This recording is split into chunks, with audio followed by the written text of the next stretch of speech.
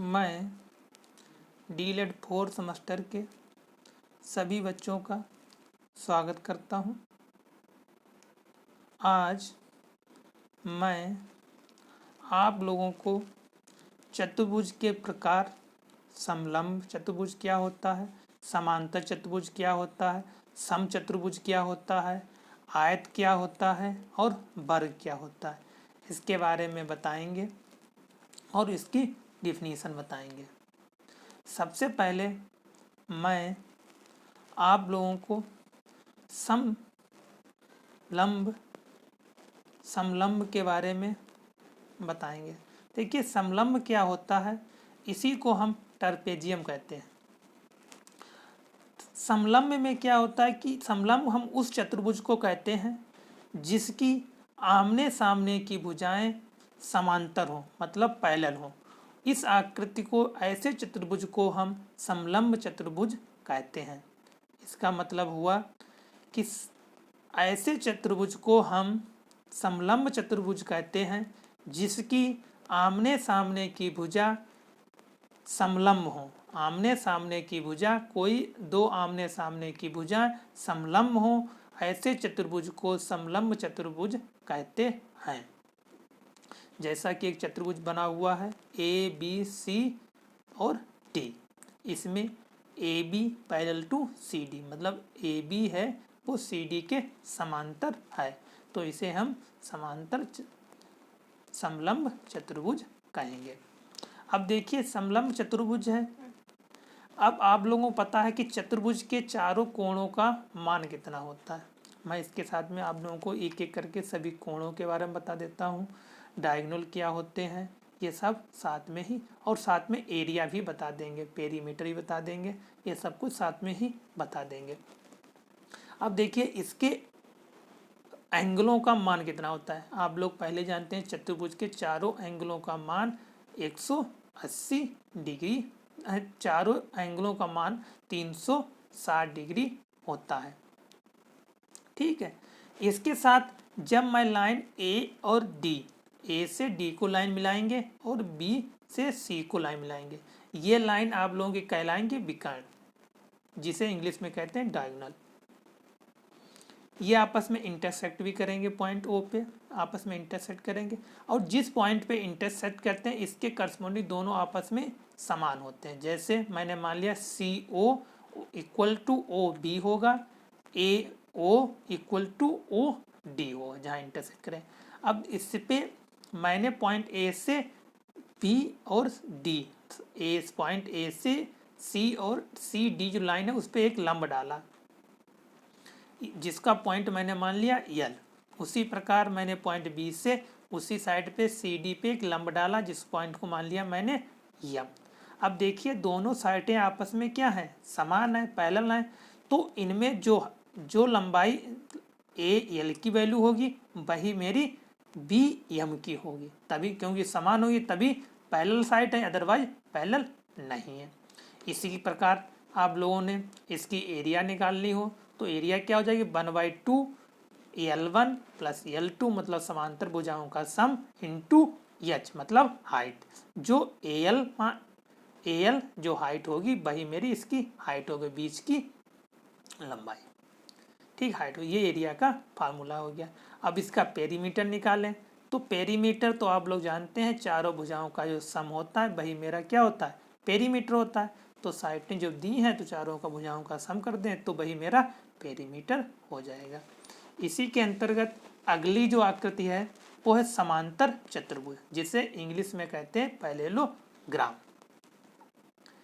Parallelogram क्या होता है, इसमें क्या होता है कि आमने सामने की भुजाएं समांतर होती, मतलब पैरेलल होती हैं, और करस्पॉन्डिंग जो दो भुजाएं बची वो भी आपस में पैरेलल होगी।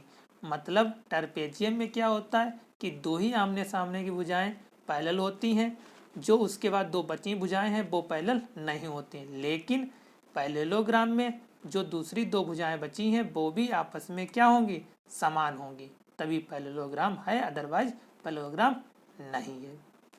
अब देखिए, पैरेललोग्राम आमने, और इसकी दूसरी कंडीशन होती है आमने सामने की भुजा समांतर पैरेलल होंगी और आपस में इक्वल भी होंगी।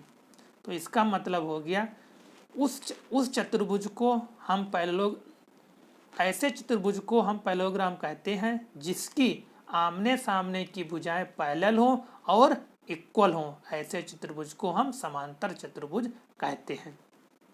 अब देखो इसमें सेम वैसे चारों एंगलों का मान 360 होगा और जो डायगोनल होंगे वो क्या होंगे, जो ए और सी से मिलाएंगे और बी और डी से मिलाएंगे वो मेरे क्या होंगे, डायगोनल होंगे। अब जो इसके अंदर एंगल होंगे वो मेरे अंतः कोण कहलाएंगे, जो बाहर होंगे वो बाह्य कोण कहलाएंगे। अब इसी के अंतर्गत मैं आप लोगों को बता देते हैं कि करस्पॉन्डिंग एंगल कौन से इक्वल होंगे, कौन से इक्वल नहीं होंगे। देखिए एक फिगर में दिखाया गया है कि दो लाइन, एक यल और यम, दो पैरेलल लाइन मैंने खींची। इसी के करस्पॉन्डिंग मैंने पी और क्यू दो लाइनें और खींची। अब देखिए जब मैंने पी लाइन खींची वो लाइन यल और यम को इंटरसेक्ट किया और इंटरसेक्ट पॉइंट मैंने मान लिए ए और डी, ये पॉइंट इंटरसेक्ट किए। इसी प्रकार दूसरी लाइन मैंने क्यू खींची, वो पॉइंट इंटरसेक्ट किए और बी और सी मान लिया। ठीक है, ये इंटरसेक्ट किए। अब देखो इसमें जो अंदर के angle A B C D एक मेरा क्या बन गया, एक पैरेललोग्राम बन गया। अब इन चारों एंगलों का मान आप लोगों को पता है कितना होगा, 360 होगा। अब देखो इसमें कौन कौन से एंगल इक्वल होंगे और कौन कौन से एंगल इक्वल नहीं होंगे। देखिए पहले सबसे पहले बता देते हैं वर्टिकली अपोजिट, मतलब एक दूसरे के अपोजिट एंगल कौन से होंगे। जैसे क्यू पॉइंट मैंने ऊपर मान लिया क्यू बी और इधर एक पॉइंट मैं और मान लेता हूँ कोई जो यल लाइन पे है, यल डैश मान लिया, एक इधर यल मान लिया, इधर यल डैश मान लिया। मैंने एक इधर यल मान लिया, यल डैश पॉइंट है। इसी प्रकार यम और यम डैश पॉइंट, ये क्यू मान लिया, ये क्यू डैश मान लिया, ये पी मान लिया, ये पी डैश मान लिया। ठीक है, सभी साइडों हो गए। अब देखो यहाँ पे वर्टिकली अपोजिट एंगल कौन से होंगे, क्यू बी यल डैश, जो यल डैश माना ये, और ए बी सी ये वर्टिकली अपोजिट। इसी प्रकार इधर क्यू बी ए यल डैश बी सी, इसी प्रकार ये वर्टिकली अपोजिट एंगल हो गए। ये आपस में क्या होंगे, इक्वल होंगे। वर्टिकली अपोजिट एंगल क्या होंगे, ये इक्वल हो गए। इसी प्रकार पॉइंट सी पे भी होंगे, इसी प्रकार डी पे होंगे, इसी प्रकार ए पे होंगे। ठीक है, अब इसी के अंतर्गत आप लोगों को बाह्य कोण और अंतःकोण, अंतःकोण कौन कौन से होंगे।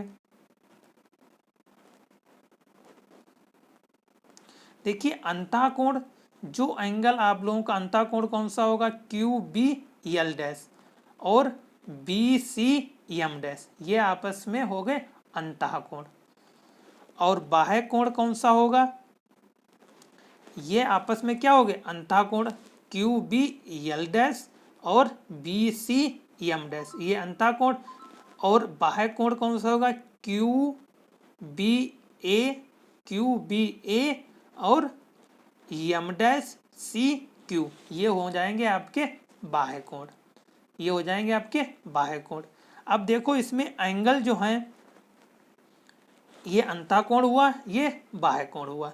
अब देखो किन एंगलों का मान कितना होगा, angle A B C, angle D C B, ये एंगल इनका दोनों का मान कितना होगा, 180 होगा, 180 होगा। और एंगल इक्वल कौन कौन से होंगे, angle Q B A equal to angle B C M, ये एंगल इसके इक्वल होगा, इधर का इधर। इसको मैं नेमिंग से इसको न मान के ऐसे मान लें, ये एंगल 1 है, ऐसे मान लेते हैं, ये एंगल 1 2 3 4। इसमें मैं इसको अलग से आप लोगों को नोट्स प्रोवाइड कर दूंगा, उसमें बता दूंगा आप लोगों को कौन सा अंतःकोण होगा, कौन सा बाह्य कोण होगा और कौन कौन से आपस में इक्वल होंगे। क्योंकि इसमें इस पर स्क्रीन पर लिख रहे हैं तो उससे बहुत मोटा हो रहा है, लेकिन उससे समझ में नहीं आएगा। आप लोगों को मैं इससे अलग से इसके नोट प्रोवाइड कर देंगे कि अंतः कोण कौन सा होगा और बाह्य कोण कौन सा होगा। आप लोगों को समझ लिया कि पैरेललोग्राम क्या होता है, उनके एंगलों का मान कितना होता है। अब देखो इसमें आप लोगों को बता दें इसकी एरिया क्या होगी। देखिए पैरेललोग्राम की एरिया क्या होती है, सबसे पहले आप लोगों को हाइट की जरूरत पड़ेगी। अब देखिए मैंने इसमें हाइट, पेरीमीटर तो आप लोग जानते ही हैं कि चारों भुजाओं का सम कर देंगे तो पेरीमीटर आ जाएगा। इसी प्रकार मैं इसको एक पॉइंट P से मैं डी और सी पे एक लंब डालेंगे, जो लंब होगा वही मेरी क्या होगी, इस पैरेललोग्राम की हाइट होगी। उसी को मैं एच से नोट कर लेंगे तो L इंटू एच इसकी क्या हो जाएगी, एरिया हो जाएगी। जो एच इसकी हाइट हो जाएगी, जो बीच की हाइट है वो एच हो जाएगी, और इससे इसकी मैं एरिया निकाल लूँगा। इसी के अंतर्गत अगला जो है वो आयत। आयत के बारे में आप लोग जानते हैं, इसे हिंदी में इंग्लिश में कहते हैं रेक्टेंगल। देखिए आयत क्या होता है, इसकी आमने सामने की भुजाएं आपस में समान होंगी और जो इंटरसेक्ट एंगल होंगे वो आपस में इक्वल होंगे और 90 डिग्री मतलब राइट एंगल होंगे। पैरेललोग्राम और पैरेललोग्राम आयत में इतना ही डिफरेंस है, क्योंकि पैरेललोग्राम के जो एंगल इंटरसेक्ट होते हैं वो 90 डिग्री नहीं होते हैं, इसके 90 डिग्री होते हैं। उसमें भी साइडें आपस में क्या होती हैं, पैरेलल होती हैं और इक्वल होती हैं। इसमें भी साइडें आपस में पैरेलल होंगी, इक्वल होंगी, लेकिन इंटरसेक्शन एंगल होगा वो 90 होगा, उसमें 90 नहीं होता। इतना ही डिफरेंट है पैरेललोग्राम और आयत में।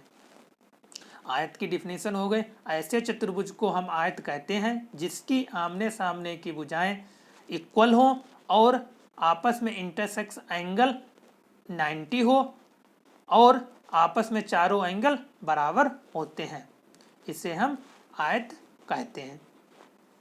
ठीक है, अब इसमें डायगोनल होगा। डायगोनल क्या होंगे, जो ए से सी को और बी से डी को जो लाइन मिलाएगी वो आप लोगों के डायगोनल हो जाएंगे। जो इंटरसेक्शन पॉइंट क्या हो जाएगा, बीच में जहाँ पे लाइन इंटरसेक्ट करेगी वो इंटरसेक्ट हो जाएंगे, और इंटरसेक्शन जो एंगल होते हैं वो 90 डिग्री होते हैं, और आपस में इंटरसेक्शन साइड जो होती हैं वो आपस में इक्वल होती हैं। अब इसकी एरिया आप लोग खूब जानते ही हैं, L इंटू बी होता है, लंबाई गुणे चौड़ाई होता है। इसी प्रकार समचतुर्भुज। देखिए समचतुर्भुज क्या होता है, जो पैरेललोग्राम होता है सेम होता है समचतुर्भुज में, क्योंकि समचतुर्भुज में क्या है कि इसमें सभी भुजाएं आपस में क्या होंगी, इक्वल होंगी और पैरेलल होंगी। और जो पैरेललोग्राम होता है उसमें क्या होता है कि आमने सामने की भुजाएं बराबर होंगी, ना कि चारों भुजाएं बराबर होंगी। इसमें क्या होता है, चारों भुजाएं आपस में बराबर होती हैं, इसीलिए इसे हम समचतुर्भुज कहते हैं। ठीक, इसमें भी विकर्ण होंगे, जो मैं ए और सी से लाइन खींचेंगे और बी और डी से, पॉइंट ए सी से मिलाएंगे और बी डी से मिलाएंगे, ये मेरे क्या कहलाएंगे, विकर्ण कहलाएंगे। विकर्ण आपस में इंटरसेक्ट करेंगे, वो आपस में इक्वल होंगे। इसी के अंतर्गत वर्ग।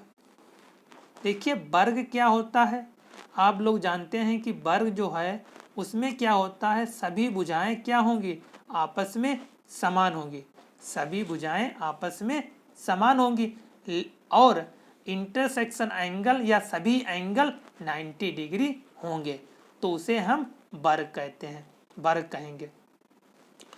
वर्ग और समचतुर्भुज में